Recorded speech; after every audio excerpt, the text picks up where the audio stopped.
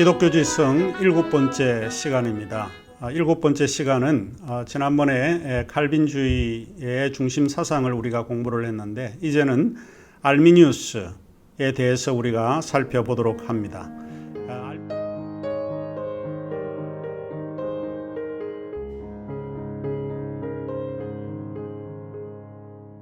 알미니우스에 대해 여러분은 무엇을 듣고 있는지 모르겠습니다. 알미니우스 그러면 어떤 생각이 듭니까? 물론 알미니우스는 대부분의 사람들의 마음속에 기억하고 있는 것이 이단이다라고 하는 그런 생각이 아마 많지 않을까 생각을 합니다. 자, 일단 우리가 알미니우스가 누군지를 조금 설명을 해드리는 것이 좋을 것 같습니다. 야콥 알미니우스 혹은 제이콥 알미니우스라고 이제 부를 수 있는데요. 그 알미니우스는 1560년 유트레이트 지방에서 가까운 네덜란드에서 출생을 했습니다. 네덜란드 지방 가운데 오늘날 화란이죠. 화란 오드와트에서 출생을 했습니다. 아버지는 칼 만드는 그런 사람이었고요. 어릴 때 아버지가 돌아갔습니다. 제가 알미니우스와 칼빈주의를 볼 때 제가 눈여겨볼 수 있는 것이 이것인데, 칼빈은 어머니가 일찍 돌아가셨다라고 하는 것이고 어머니의 부재를 그의 삶에서 많이 느끼고 또 갈망을 하고 생각을 했던 인물인 반면에 알미니우스는 어릴 때 아버지가 돌아가셨습니다. 그래서 어머니 밑에서 성장을 했는데 그는 아버지의 부재를 느끼고 인생을 살았던 사람이 알미니우스입니다. 이런 아버지의 부재, 어머니의 부재가 한 신학자의 인생에서 어떤 영향을 주고 있는지, 그것은 과학적인 어떤 측정이라든지 그런 걸로 예측하기는 조금 어렵지만, 보이지는 않지만 암묵적으로 보이지 않는 그 내용들, 자기들이 가지고 있는 생각들이 글 속에 포함되지 않을까 하는 것이 칼빈과 알미니우스를 우리가 공부를 할 때 좀 생각할 수 있는 것이라고 볼 수 있습니다. 15살 때 라이덴 대학, 매우 유명한 대학입니다. 라이덴 대학에 입학을 합니다. 그리고 거기에서 자유로운 인문학 수업을 배우게 되고, 그리고 칼빈주의자였던 칼빈에 의해서 교육을 받았던 베자라고 하는 그런 신학자로부터 칼빈의 예정론을 배우게 됩니다. 베자로부터 예정론을 배우고 난 이후에 칼빈에 대한 문제가 있다라고 생각을 하고 비판적인 글을 쓰기 시작을 했죠. 그리고 아리스토텔레스의 철학적인 사유를 가지고 있었습니다. 우리가 어떤 글을 쓰게 되면 무엇을 읽었는가, 무엇을 배웠는가 하는 것이 우리의 글 속에 들어가 있고 그것으로부터 해방되기가 상당히 어려운 그런 건데, 알미니우스의 경우도 예외가 아니다라고 볼 수 있습니다. 이러한 생각들이 1603년 그가 쓴 학위 논문, 박사 학위 논문인 하나님의 성품이라고 하는 라이덴 대학 박사 학위 논문 속에서 잘 드러나 있다라고 볼 수 있습니다. 칼빈주의와 다른 입장으로서 알미니우스는 하나님의 선하신 본성에 초점을 맞추었습니다. 제가 이 알미니우스를 생각할 때 아버지의 부재라고 이야기를 했는데, 어머니 밑에서 어머니의 사랑을 받고 성장을 했기 때문에 하나님에 대한 생각도, 아마 하나님에 대한 성품은 어머니와 같지 않을까 이런 생각을 했던 것 같아요. 그래서 그가 하나님의 본성이라고 하는 것은 원래 선하고 그 선하신 본성이 곧 우리가 믿고 있는 하나님일 거야 라고 알미니우스가 생각을 했던 것 같습니다. 알미니우스는 조금 전에 말씀을 드렸듯이 이 베자, 칼빈의 영향을 받았던 베자에 의해서 알미니우스가 영향을 받았습니다. 데오도로 베자, 1519년에 태어나서 1605년에 돌아가신 분인데 프랑스 개신교의 신학자이고 종교개혁에서 상당히 중요한 역할을 담당을 했던 그 사람이 베자입니다. 데오도로 베자입니다. 칼빈의 제자로서 절대 군주와 군주제에 반대하고 저항했던 모나코 맥큐 운동의 중심 인물입니다. 그러면 이 모나코 맥큐 운동이라고 하는 것이 이제 무언가 하는 것인데, 그 운동은 소위 이 Sole Ruler to Fight라고 하는 운동입니다. 그래서 이게 일종의 그 통제자에 대한 저항 운동이라고 하는데, 이 운동에 가담하고 중심적인 인물이었다라고 볼 수 있습니다. 알미니우스는 바로 이 칼빈주의자였던 베자로부터 칼빈의 예정론을 배웠다라고 말씀을 드렸는데, 이 베자는 원래 스위스에 살았던 인물입니다. 자, 그러면 베자로부터 칼빈의 예정론을 배웠는데, 그의 중심 사상은 오히려 칼빈주의를 비판하는 입장에 서서 그의 학문적인 출발을 보이고 있다라고 이해해 볼 수 있습니다. 자, 그러면 알미니우스의 중심 사상은 무언가라고 하는 것을 좀 살펴보도록 하겠습니다. 첫 번째로 알미니우스의 중심 사상은 하나님의 은총은 모든 사람에게 주어지는 선물이다라고 이해를 했습니다. 1610년 항변서라고 하는 것을 통해서 칼빈주의 예정론에 정면으로 반박을 했습니다. 은혜라고 하는 것, 은총이라고 하는 것은 개인의 의지에 따라 거절될 수도 있고 은혜를 잃어버릴 수도 있다라고 알미니우스는 믿었습니다. 그는 이렇게 이야기를 합니다. 하나님의 은혜는 죄인이 인간에게 관심을 갖는 행위이다. 이렇게 글을 쓰고 있습니다.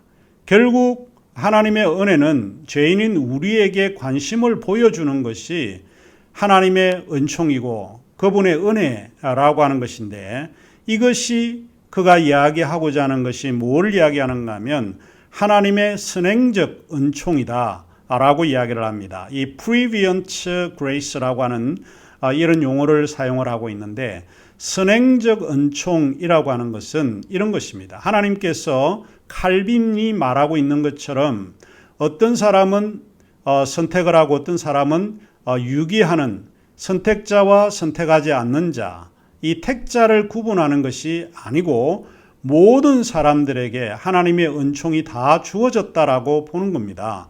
그 주어진 하나님의 은총을 내가 받아들이면 그것이 하나님의 은총이라고 하는 것을 안다라고 이야기를 하는 것입니다. 하나님께서 치사하게 너는 선택받은 자야, 너는 택함을 받지 못한 자야, 이렇게 이야기한 것이 아니라 모든 사람들에게 골고루 은혜를 베풀어 주셨다는, 은총을 주셨는데 그 은총을 개인의 인간이 자기의 의지로 이 은총을 받아들이면 택자가 되는 것이고, 그러지 못하면 버림을 받게 된다라고 주장을 합니다. 이것이 알미니우스가 주장하고 있는 하나님의 선행적 은총이다라고 이야기를 합니다. 그는 예정에 관해서 알미니우스는 이렇게 이야기를 하고 있습니다. 예정이라고 하는 것은 predestination이라고 하는 이 말은 선택 쪽에 있는 것인데, 그것의 의미는 생명 속으로 들어가는 것이다. 문제는 예수 그리스도를 믿는 믿음이라고 그가 강조를 하고 있습니다. 선택은 실제로 누구에게나 믿음의 결과로서 생겨나는 것이지 선택되어서 생겨나는 것은 아니다라고 이야기를 하면서 요한복음 1장 12절의 말씀을 강조적으로 알미니우스가 설명을 합니다. 누구든지 하나님의 아들 예수 그리스도를 받아들이고 영접을 하면 하나님의 자녀가 되는 권세를 주셨다라고 하는 것이기 때문에, 바로 그는 실제로 우리가 가지고 있는 의지로 내가 하나님을 믿겠다라고 하는 결단이 있어야 된다라고 보는 것입니다. 그러면서 그는 선택은 믿게 될 사람들을 위해 준비된 것이지 선택되지 않은 사람들을 위해 믿음이 준비되어 있는 것은 아니다라고 이야기를 하고 있습니다. 자, 이런 점에서 우리가 선행적 은총이라고 할 때 이 의미는 비록 알미니우스가 주장을 한 내용이지만 침례교 신앙의 전통성에서 살펴볼 때 우리가 침례교의 신앙과 매우 유사한 그런 이야기라고 볼 수 있습니다. 내가 믿고 보니까 하나님께서 나를 택했다라고 하는 것을 알 수 있었구나라고 고백하는 것과 유사하다라고 볼 수 있습니다. 자, 그다음에 알미니우스의 중심 사상에서 두 번째로 영성은 그러면 그는 어떻게 정의를 하고 있는가? 영성은 인간의 책임을 인식하는 행동이다라고 규정을 하고 있습니다. 인간은 자유하다라고 하는 그 전제는 행위에 대한 책임을 의미합니다. 알미니우스는 하나님께서 우리에게 자유의지를 주셨다라고 보고 우리의 자유의지에 따라서 무엇을 선택하고 결정할 수 있도록 하나님이 허용해 주셨다라고 믿습니다. 자유는 일종의 자의성을 의미합니다. 자기 스스로 자기의 의지를 가지고 결정하는 것을 자의성이라고 그러는데 자유는 자유성과 동의어라고 볼 수 있습니다. 자유의지는 무엇으로부터 그러면 자유인가라고 알미니우스를 통해서 우리가 살펴보게 되면 한 5가지를 알미니우스는 이야기를 하고 있습니다. 첫 번째로 명령하는 자의 통제로부터의 자유를 이야기를 하고 있습니다. 두 번째로 상관의 통치로부터의 자유, 그 다음에 세 번째로 필연성으로부터의 자유, 그 다음에 네 번째로 죄와 그 지배로부터의 자유, 다섯 번째로 고통으로부터의 자유. 이 5가지 자유를 이야기를 하고 있는데 알미니우스의 사상과 칼빈주의 사상을 우리가 대조적으로 비교를 해보면 아마 세 번째 것을 이야기를 하고 있습니다.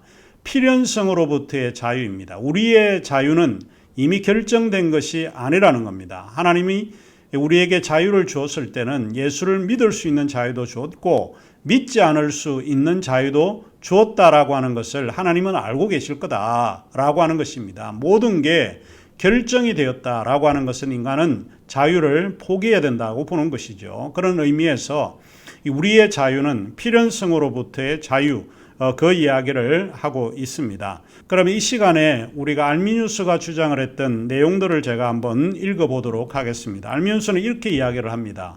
정죄는 정의와 관계가 있고 정의로부터 온다. 선택과 영벌은 하나님의 지혜에 의한 자유의지의 행위다. 그러나 정죄는 하나님의 공의로우심에 의해 필연적인 의지의 행위다. 왜냐하면 하나님은 자기 자신을 부정할 수 없기 때문이다. 의로우신 재판장이신 하나님은 의롭지 못한 사람을 벌하셔야 하고 그리고 심판을 실행하셔야 한다라고 그의 책에서 이야기를 하고 있습니다. 자, 세 번째로 그러면 알미니우스의 중심 사상이 뭔가? 세 번째 알미니우스의 중심 사상은 하나님의 사랑이 과하면 그것이 우상이다 라는 말로 표현을 할 수 있을 것 같습니다. 알미니우스는 하나님의 사랑을 표준화하는 것에 대해 금했습니다. 우리가 하나님을 사랑해야 하는 것은 마땅하고 임마누엘 칸트가 이야기를 하고 있듯이 당위적입니다. 반드시 우리는 하나님을 사랑하고 하나님의 명령에 복종하고 순종해야 합니다. 그런데 그 하나님에 대한 사랑이 표준화되어 있지 않다라고 하는 것입니다. 이것이 알미니우스가 강조하는 내용입니다. 우리가 믿고 있는 하나님에 대해서 믿고 있는 이 믿음의 조항을 규제할 수 없다라고 보는 것입니다. 실제 믿음의 조항을 규제할 수 있는가? 없습니다. 이 믿음을 어떻게 규제하는? 교리는 우리에게 굉장히 중요합니다. 교리라고 하는 것은 우리의 신앙에서 중요한 역할을 하고 있습니다. 무엇이 옳고 무엇이 그리고 무엇이 선한 것이고 무엇이 선하지 않는 건가 라고 하는 것은 어떤 기준을 바라보게 할 때 교리가 필요합니다.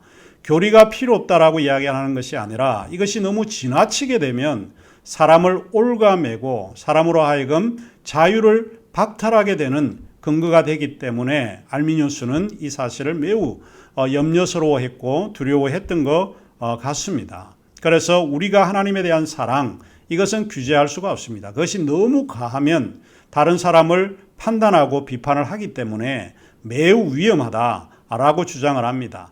하나님에 대한 사랑은 표준화가 된다라고 할 때 그것은 일종의 우상이 될 수 있다 라고 하는 것이 알미누스가 가지고 있는 사상이 아니었을까 생각을 합니다.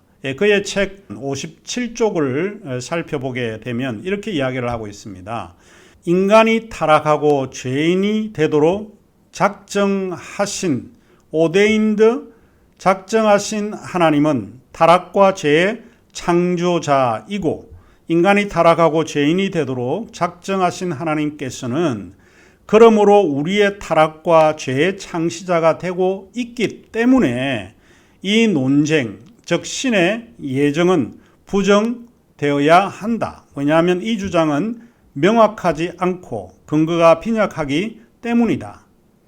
악을 행하도록 작정한 하나님은 악의 원인자가 될 수 있다. 하나님은 모든 가치 또는 선의 보편적인 원리이고 모든 사물의 특성이고 그리고 모든 도덕적인 것들의 원리인 이성적 의지가 되신다. 따라서 선과 악을 행하는 것은 자유에 근거되어 있다.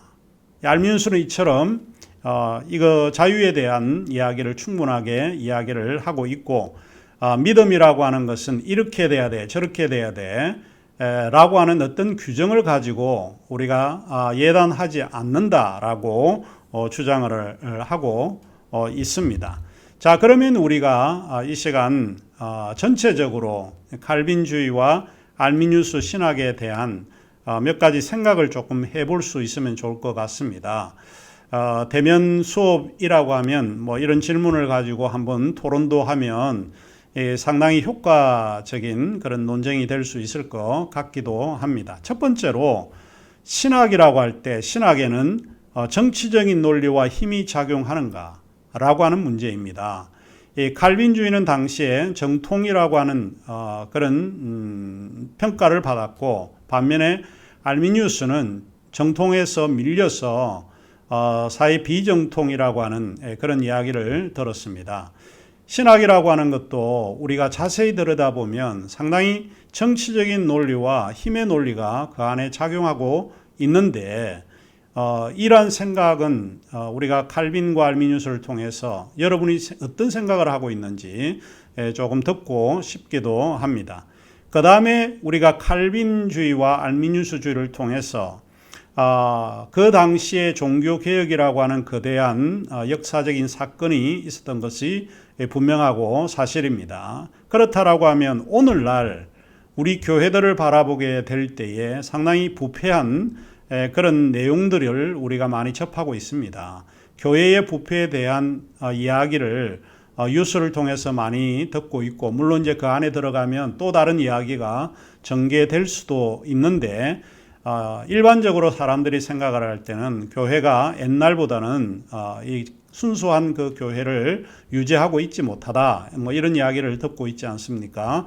어쨌든 그 부패한 교회의 개혁을 위한 조건들은 무엇이 있을까?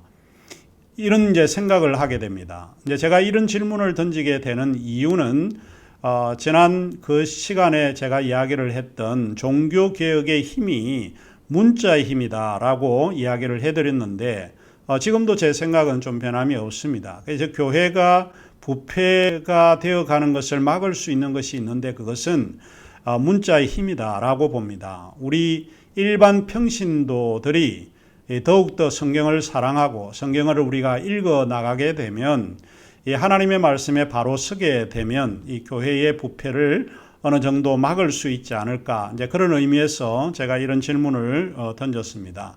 그리고 우리가 또 세 번째 던질 수 있는 질문은 생각해 볼 수 있는 질문은 이것인데 현재 한국 교회가 가지고 있는 문제가 무엇인지 뭐 여러분이 생각하는 이런 문제들은 다 다르지 않다고 생각을 하는데 기독교 지성과 영성을 배우는 여러분이 생각을 할 때 현재 한국 교회가 가지고 있는 문제는 무엇이고 그리고 15세기, 16세기 그 당시에 교회와 연관이 있는 것일까? 이런 것을 한번 우리가 생각을 해보면 좋을 것 같습니다. 그 다음에 알미누스와 칼빈주의 시대에서 가장 극명하게 나타나는 것이 정통과 이단의 경계인데 정통과 이단의 경계는 뭘까? 뭐를 보고 정통과 이단으로 규정을 할까? 이런 점에서 알미니우스는 이단으로 정죄되었는데 그것이 온당한 평가였을까? 이런 거를 한번 우리가 생각을 해보면 좋을 것 같습니다. 자, 그러면 이 7번째 시간은 여기서 마치도록 하겠습니다.